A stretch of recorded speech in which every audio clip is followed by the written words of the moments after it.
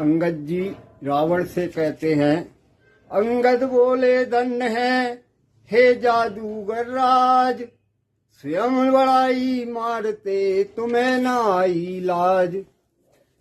जब रावण अपनी प्रशंसा करता है कि मैंने शीश काट काट करके शंकर को चढ़ाए हैं, तब अंगद जी कहते हैं कि हे जादूगर महाराज, अपनी बड़ाई करते हुए आपको लज्जा नहीं आती है।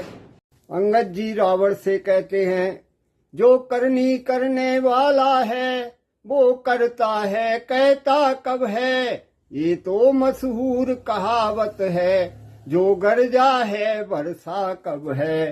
हे रावण, जो काम करने वाले होते हैं वो कभी अपनी बड़ाई नहीं करते, जो बादल गरजते हैं वो कभी बरसते नहीं हैं। श्रीमान कभी पाताल गए, बलि राजा का बल भंजन को, कुछ छोटे छोटे बच्चों ने कर दिया खत्म योधापन को। श्रीमान जी कभी बलि राजा के से युद्ध करने के लिए पाताल गए थे, वहां तुम्हारे छोटे छोटे बच्चों ने तुम्हारा सारा घमंड दूर कर दिया था। घुड़शाला में 10 मुंडों का जब दीपाधार बनाया था, दया आ गई थी बलि को, खुद जाकर तुम्हें छुड़ाया था। जब बच्चों ने तुम्हें घुड़शाला में बांध करके और तुम्हारे 10 सिरों पर दिए रख रहे थे, तब घुड़शाला में जाकर के खुद राजा बलि ने आपको छुड़ाया था। उस रोज सहस्त्रबाहु ने भी सब शान किरकिरी कर दी थी, कुछ सुध है धनुष महोत्सव में जब 100 पर बिंदी धरती थी। जब राजा सहस्त्रबाहु से युद्ध करने गए थे तो उन्होंने भी तुम्हें परास्त कर दिया था। धनुष यज्ञ में भी तुम्हारी कितना अपमान हुआ था कि वहां से मुंह छुपाकर भागे थे। क्या कहा आपने शीश काट शंकर की भेंट चढ़ाए हैं, काटे तल इंद्र जालिए तो वीर नहीं कहलाए हैं। आप कह रहे हो कि मैंने शीश काट काट कर शंकर जी पे चढ़ाए हैं, तो जादूगर अपना सारा शरीर काट देते हैं, लेकिन वो वीर या योद्धा नहीं कहलाते हैं।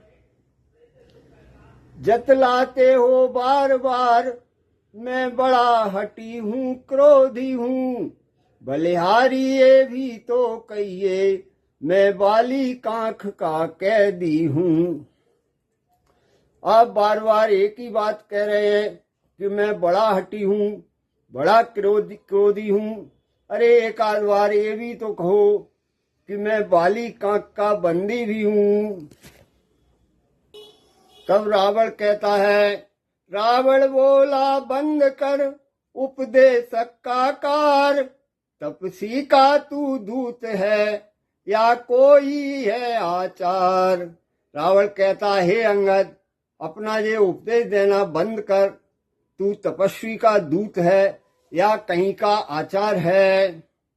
मर्यादा के भीतर ही रह, अधिकार नरार बढ़ाने का, बकवादी तेरा काम नहीं, सिर हो कर समझाने का। हे बानर, मर्यादा के भीतर रहकर ही बात कर, ये तेरा काम समझाने का नहीं है। हम दोनों आप निपट लेंगे जिनमें ठन रही लड़ाई है, तू तो पेड़ों पर उछल कूद क्यों बक बक यहाँ लगाई है। हम दोनों के बीच में युद्ध हो रहा है तो हम आपस में निपट लेंगे, तू तो जाकर के और पेड़ों पर उछल कूद कर यहाँ क्यों तूने बकबक लगाई है।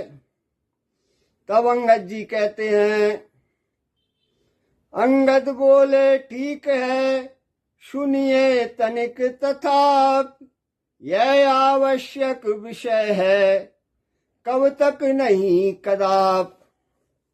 तब अंगद जी कहते हैं कि यह एक आवश्यक विषय है, इसलिए इसको ध्यान से सुनो। यदि दोनों ओर संधि होगी, सैनिक बलिदान नहीं होंगे, सब बने रहेंगे ठाट बाट, जनपद सुनसान नहीं होंगे। हे रावण महाराज, यदि संधि हो जाएगी तो सैनिकों का बलिदान नहीं होगा और आपके सारे ठाट बाट जैसे के तैसे बने रहेंगे। और अगर युद्ध हुआ तो रण की चंडी चेतेगी, तो यह धरती शोणितमय होगी। जय और पराजय फिर होगी, पहले तो महाप्रलय होगी। हे महाराज, जब युद्ध में रण की चंडी जब चेतेगी तो यह धरती खून से लाल हो जाएगी। जय पराजय का फैसला तो बाद में होगा, पहले तो महाप्रलय हो जाएगी। जिस समय अराजकता फैली तो घर में ही ठन जाएगी। यह हरी भरी लंका नगरी शमशान भूमि बन जाएगी। हे महाराज, यह हरी भरी लंका तुम्हारी शमशान भूमि बन जाएगी।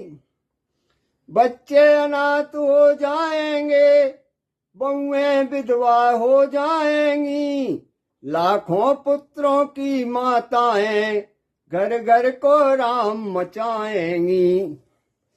बच्चे अनाथ हो जाएंगे और बहुएं विधवा हो जाएंगी, लाखों पुत्रों की माताएं अपने घर घर में विलाप करेंगी, रुदन मचाएंगी।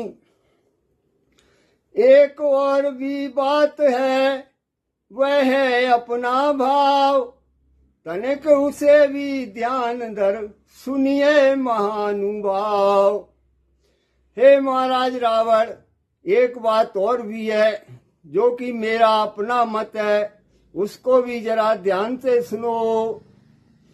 जब तक राजा के लंका की यह सुंदर मूर्ति सुशोभित है, तब तक स्वर्गीय पिताजी की सब जगह कीर्ति भी जीवित है।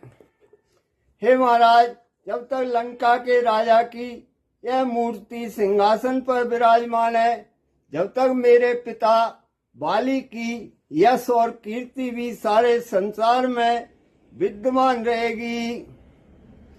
अर्थात आपके दर्शन कर तत्काल ध्यान में आता है, जो बाली काक में दबा रहा, यही वह रावण राजा है। हे महाराज, आपके दर्शन करने के बाद सभी को तत्काल ये ध्यान आ जाता है कि ये वही रावण राजा है जो बाली की काख में दबा रहा था। जिस दिन यह पराक्रमी दशमुख पृथ्वी तल से उठ जाएगा, यश मेरे पिता बाली का भी भूमंडल से उठ जाएगा।